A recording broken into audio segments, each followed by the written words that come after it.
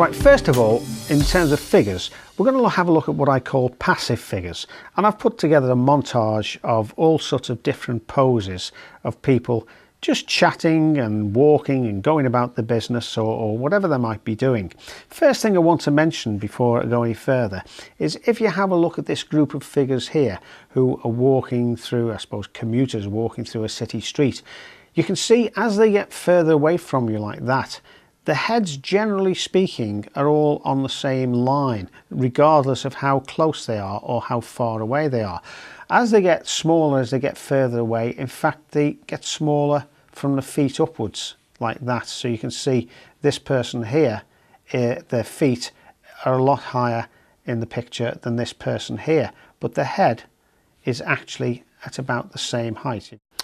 Right, let's have a look at how some of these figures can be reproduced, or figures like this can be reproduced. We'll start off with a couple of people just walking towards the camera, and all I'm going to do is use that sort of skeleton figure.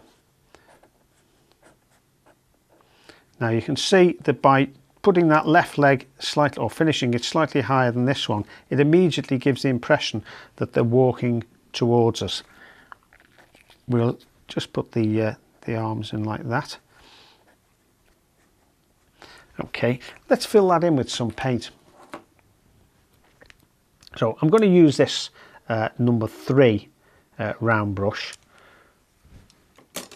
and as a good flesh colour, or certainly a Caucasian flesh colour, I'm going to use some white, some cadmium red and a little yellow ochre, and that will give us a nice base colour for the skin tones.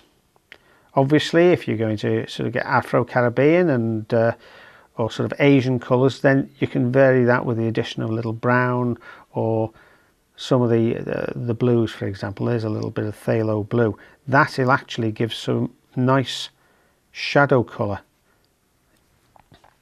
Okay, so at this stage, all that we're trying to do is to give ourselves an outline of the colour. We'll say that this guy is walking along.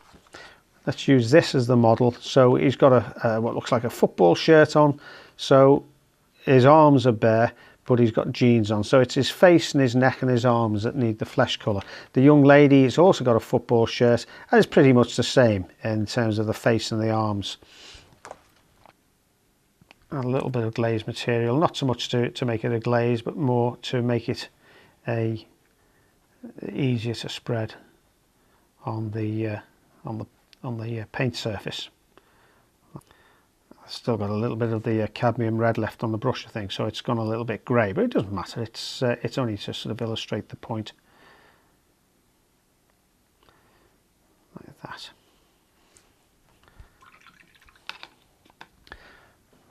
And they've both got similar coloured jeans on, so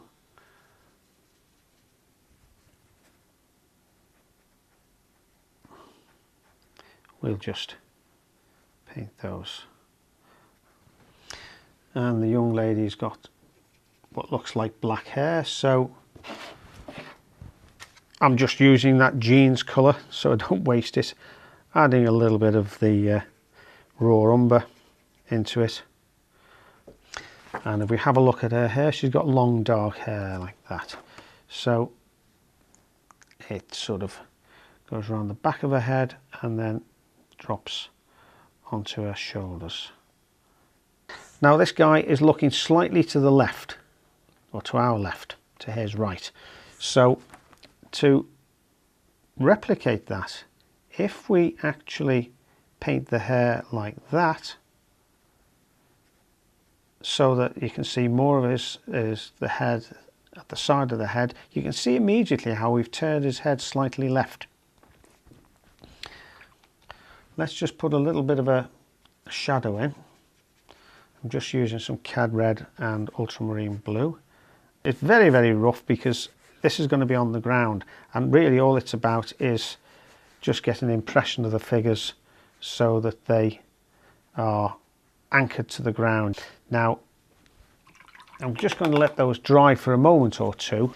These should have dried off sufficiently now, and what I want to just create is some lighter areas on this side of the body. I'm not worried about too much detail again, because it's really just designed to give it a little bit of form and shape to the figure. Right, next up, let's have a look at a figure that's sitting down. Let's have a look at this figure here, who's sitting down reading a magazine. Now in this one, you can see I've started off exactly the same process, and you can see I've painted in her face and arms and the parts of the legs that's sort of outside of her summer dress. And you can see now the value of this little skeletal sketch that just lines the spine up and the angle of the shoulders and the knees crossed and so on and so forth, because sometimes when you're painting figures like this, it's quite difficult when you've got this sort of dress to think, well, how does the leg go, and how does the, you know, where does the body fit in, and so on and so forth. But I think you can see, without us doing any more than that at the moment, that we're well on the way to having a convincing looking figure that's sitting down reading a book. So I'm going to add in the dress, so I'm just going to use a little bit of white. We'll use a little bit of the phthalo blue, and that gives us maybe just a little bit of that green. Oh, that's fine, yeah. That gives us a nice pale green. Again, I'm going to simplify it. I'm not worried about all these folds in the dress. You don't need it, because what you've always got to bear in mind with figures in a landscape is that they are there to act as a focal point or to complement the landscape itself. They're not there to create a portrait. Now, again, I'm going to let that dry off a little bit. Okay, well, you can see I've started to paint in now some highlights. The sun in this case is coming from the top right, so that's what I'm actually painting. I'm using mostly white with a little touch of the green, because I want the top part of her dress and her shoulders and this side of her basically to stand out as where the sunlight is coming from. Okay, now I'm going to do something about that newspaper in a second. I'm just blending. You can see I'm bringing some light colour in here, back in here, and I'm just blending that a little bit with the darker tones I've put on. One thing I want to do there is just make that skin tone a little bit darker there, because that's very much, that's better. That's very much the shadow area that we want to get. You see all the time we're going back in, just quite subtle effects, but we're creating that nice 3D effect that we want with the dress. Okay, I'll let that dry for a second, and I'll do something now about that magazine or the newspaper. I'm just adding some pale blue to give us, that's better, a nice sort of shadow colour that's not being caught by the sun. Okay, now I suppose if you want to, you can just add in, I'll just add in a simple chair very, very briefly.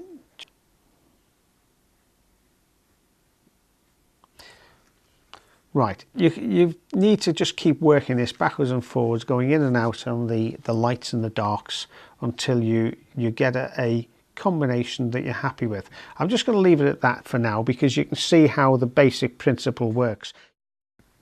Right, now the last little one I'm just going to look at is this chap here, who's not got a care in the world by the looks of it. So we're just going to see how that's developed. I've painted him in block colours in exactly the same way as I've done these other figures, and really all we're going to do is show you about the lights and the darks that we need to add. So the first thing we're going to do is to get some ultramarine blue and a little white, and that's going to give us a lighter area for the top part of his pullover. And then in order to define his sleeve as it comes down to his hand, we need a little bit like that.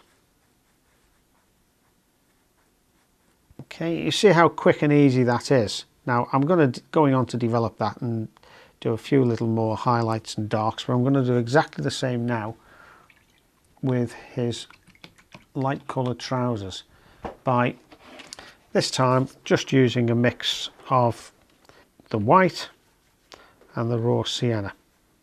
Again, we want to get the line of his left leg as it's crossed over to the right. I'm not worried about, incidentally, I'm not worried about all these folds in the trousers. There's no need for that sort of detail.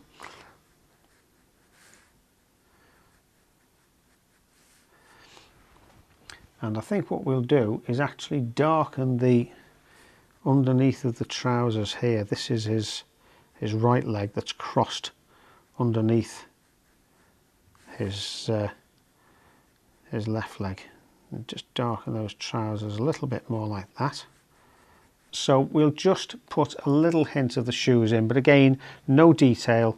It's purely and simply, he's got fairly, if you have a look, he's got fairly big boots, so you can see how prominent they are even in the photograph. So what I'm going to do is, even though I'm putting them in quite dark at the moment, I'm actually going to lighten them off when that's dried. That's put the base colour in. But when that's dried, I'm going to lighten them off quite considerably, so although they're there and visible, they're not going to be too dominant. Next thing I'm going to do while this is drying, I'm going to put the shape of his head in, and you can see there he's looking to his right, so it's a matter of creating that dark area for the hair and leaving a little bit of light for his ear. You can see that we've created a figure that's looking to his right. It's just a hint of an ear. The only thing I really need to add now is perhaps a little thin wash of shadow colour, and this can be virtually, I'm just using a little bit of blue and brown to give us a slightly darker grey for the platform. So I'm thinning the thing down. It's almost like a watercolour style of painting that I'm using here. And then once we've dried that off, what I would do is perhaps just put a little bit of modelling, a little bit of highlight, not too much, that'll sink back just on the front edge of the bench like that. And I'm going to leave it at that, but you can get the idea of just developing those lights and darks. If you must put shoes in, then tone them down slightly with some light paint once you've put them in, and so that they're not too prominent. So I hope that's been useful. You've had a number of figures here that you can see how easy it is to develop from that skeletal outline to a fully finished but passive sort of relaxed figure that you can safely put into pretty well any sort of landscape painting in a whole variety of situations. And you'll see all of these photographs that will be available for download in the DVD course, and a lot more besides. So you can use these as a starting point, or select your own photographs and use those in the same way I've described, using that little skeletal outline to create any number of figures ideal for your landscape painting.